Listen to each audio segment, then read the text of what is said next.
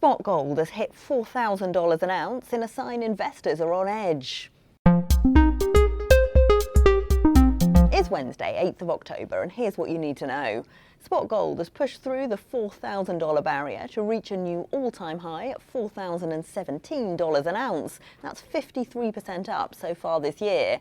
Gold is usually seen as a safe haven for money in times of volatility, so it shows that despite rocketing equity prices, political uncertainty around the world is making investors nervous.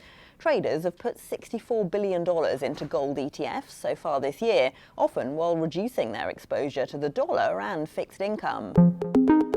Well, our chart of the day is a government bond. It's France's 10-year benchmark. That rose rather steeply, as you can see, to a 9-month high after Prime Minister Sébastien Lecornu resigned on Monday. President Macron has given Lecornu until this evening to come up with some kind of political compromise. The outgoing PM told reporters earlier a budget deal could still be in sight, so a snap election looks a bit less likely. Bonds are lower on that news. France's debt is 114% of GDP, the third highest in the Eurozone. It's not nearly as high as Greece or Italy, but the cost of insuring its debt has risen to higher than Italy's.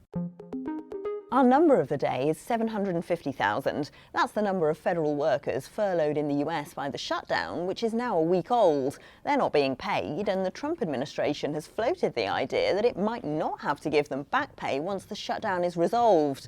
That's usually thought to be enshrined by a 2019 law, but the administration may decide to test that in court.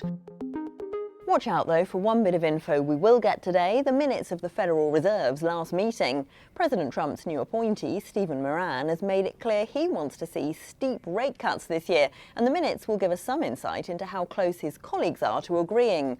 Markets are pricing in a virtually certain 25 basis point cut in October and a 90% chance of another one in December, although with no official data, policymakers may be more cautious. And that's what you need to know this morning.